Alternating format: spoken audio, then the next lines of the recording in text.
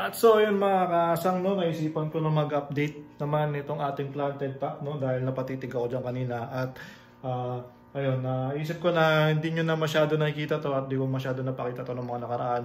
So update ko na kayo kung ano yung nangyari dito sa ating planted tank. At yun, dal tayo ng konti tungkol dito sa aquarium na to.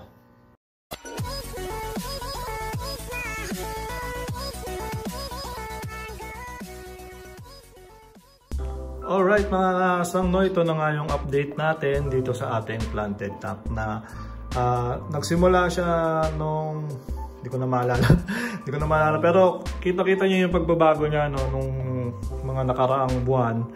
Lumago na siya. So yung una nga na nagtry tayo na mag-planted, hindi tayo nakapagpalago ng ganito. Siyempre trial and error yan, no? Tapos subok-subok tayo kung ano yung dapat natin gawin, kung ano yung mga, alam mo yun, iniiwasan natin, yung mga dapat ginagawa natin. At yun, napagtanto ko, ang sikreto lang pala dyan, ilaw. So itong ilaw na to, tinagalan ko yung ano niya, tinagalan ko yung bukas niyan. Bukas yan ng umaga hanggang hapon, minsan 8 hours, 12 hours. So ginawa na lang namin siya parang lampshade dito sa bahay. At ayun, no, simula nung ginawa ko yun, yan, lumago yung ating mga halaman dyan. At yun, dumami na nga rin yung ating ano ba tawag dito? Red wagtail na high fin. So dati nag-start tayo dyan, etong dalawa lang yan, yung dalawa. Ito yung male na napaka-pogi, tsaka ito yung female. Bali galing to kay Serena Aquatics sa mga hindi nakakaalam. At imported yan from Indonesia. Ano yan, binigay sa akin yan trio. At yun, no, sa di inaasahang pangyari, namatay isang female, so natira sa akin isang pair. Ngayon nilagay ko sa labas, yung mahabang kwento, nilipat ko sila dito, dalawa sila, tapos may mga joby. Ayun, no, unti-unti nag-aanak, nagdo-drop yan, may mga sumunod na ganyan kalaki. Iba-ibang batch na, meron na yung mga mas maliliit kagaya nun. Ayan. So dumami na rin dito, pwede na nga ako maglipat. At ayun, no, maganda, no, kasi yung mga anak nila ang ganda pa rin ng kulay. Ang naging ano lang, napansin ko lang, no, ganito yung female natin na nanay, tapos yung tatay magkasama. Good. Nagsama kayo at nagtabi kayo. So yung dalawa nating parents long fin o high fin. Pero yung mga anak nila, kung mapapansin nyo, yan, meron mga long fin at meron ding hindi. So ay, nag-aabolan na tong dalawang to. Mukhang nagbe-breed na yan, So meron mga long fin, high fin, meron mga hindi. So ganun pala talaga, no, kahit parehas na high fin, ito kagaya niya, no, regular lang siya. Pero ito kasi mga platiko na to, mga medyo mabilog siya. Hindi ko alam kung balon ba kung tawagin to, balon platin pa rin ba to kung ganito lang kabilog. So ayun, no, naglalabas ng high fin, naglalabas din ng regular lang na hindi high fin. Pero yung katawan nila ay mabilog pa rin. So yeah, kagaya niyan, ito hindi to high fin. So yun, hindi ko alam kung marami na nito sa Pilipinas. Pero marami yung yung mga regular na mahaba. Pero itong mga to na maiksi, saka yung medyo mabilog, hindi ko alam kung marami niya sa Pilipinas. Kasi ito galing Indonesia yan. Tapos, ayun, pinaparami ko nga. So hindi pa ako nagre-release niyan. Ang dami gustong bumili. Pero hindi pa ako nagre-release, no. Ang dami mga babies. Kanya-kanya silang grupo. Tapos, ayun, no, pag-usapan na natin yung tank. Ayun nga ang sikreto, no, dapat madalas yung ilaw nyo. Tapos, ayan, kung mapapansin nyo, ilang piraso lang yung kobombo na nilagay natin. Ngayon, napakadami na. So, ang ginagawa ko dyan, pag umaabot na siya doon sa dulo, kinakat ko sa kalahati, tapos binabaon ko ulit. So, ayan, ang dami na yan. Dati, ilang piraso lang yan. Ngayon, kumapal na. Tapos, naglagay din ako nitong water sprite. Itong water sprite, may problema lang ako dyan kasi gumagapang siya doon sa doon sa ating sa ilalim. Ayun, kumapit na siya dito, wala naman yan dati. So dati, kung mapapansin nyo ito, malaki yan tsaka maluwag. Yung ngayon, nasa na nga. Yung submarine natin, natatakpan na. So ito, mabilis talaga umaba to. Itong water sprite, water wisneria ba to? Ayan. So kailangan bawasan yan. Tapos yung ibang lamang pa natin ito, hindi ko alam kung anong tawag dito, haba na rin. Pwede kong bawasan yan, tapos putulan. Tapos ito, medyo lumiit na siya. Ito, Ano bang tawag dito? Nakalimutan ko na rin. So ayun guys, no, kahit hindi nyo alam yung mga tawag, pwede pa rin naman kayong mag-enjoy. At pwede pa rin kayong mag-planted, no? Hindi naman kailangan alam nyo lahat eh. Basta kung masaya kayo sa ginagawa nyo. Itong halaman na ito, hindi na tumubo yung ano niya.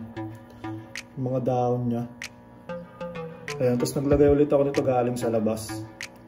Ayan, may mga natatanggal. So ito naman, yung ating dwarf Sagittaria ba to? Ayan,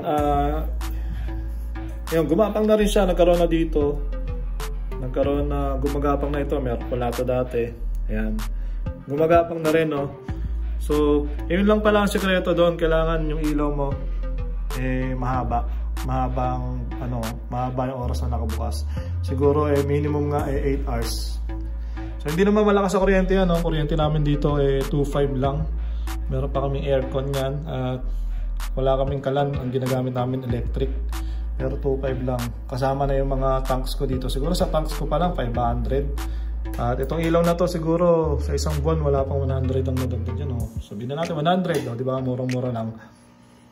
Kaya huwag niyo masyadong intindihin yan. May pump pa nga ako dito. Yan, oh, may pump pa. Yan, dalawa. So ayun, oh, kung hindi nyo titipirin yung ilaw, makakapagpatubo kayo mga bana nito. Makakapagpatubo kayo ng mga low-tech plants.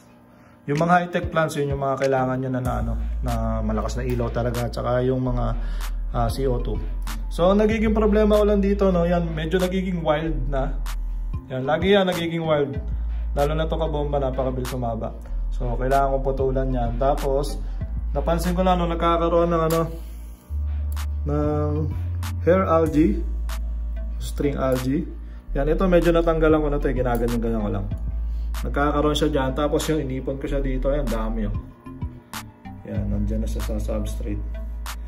Ang gagawin ko dyan, tatanggalin ko lang yan dyan, kukunin ko to, tapos papagpagin ko. Dyan, naipon na kasi yan dyan eh. So gagawin ko yan mamaya, hindi ko na ipakita sa inyo. Dilinisan ko yan. At yun lang ang naging problema ko dahil laging bukas ang ilaw natin. Ito lang naging problema ko. Tsaka nagkakaroon siya ng lumot yan. Yung likod na part, may lumot siya. Kasi hindi ko ini-scrub talaga yan. Inayaan ko lang para may background siya na kulay green. Tapos yun, kaya ako napapanatiling malinaw yung glass. Dahil dito sa aking scrubber o yung magnetic magnetic cleaner natin ng aquarium yan. Ginaganyan ko lang pag merong mga lumot. Kasi hindi mo naman maiwasan yung lagi kang bukas ng ilaw eh. Ganun talaga ang buhay. Kailangan may maintain mo lang yan. So, ayun, ganun kasimple lang. Tapos, ito hindi ko to water change. Ayan, kung makikita nyo, bumaba. Pag bumaba lang yung tubig dito, dinadagdagan ko lang. So, hanggang dito lang yan. Tapos yun, ganun din naman, same lang, depende sa isda na ilalagay nyo. Ganun kasimple lang din yung setup.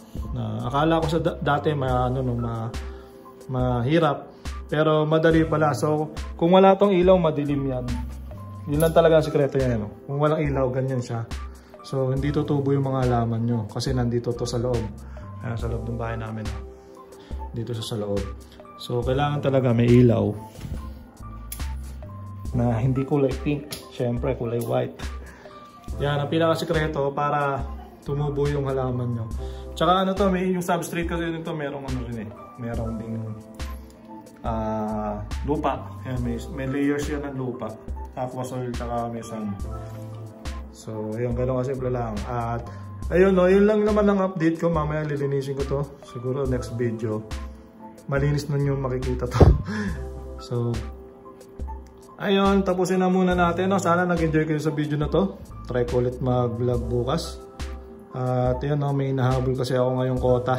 Kaya kailangan ko mag-upload hanggang katapusan. So, ayun. Sana patuloy pa rin kayong sumusuporta sa aking channel. At ayun, tapusin na natin ang video nito. Maraming salamat sa mga nanood.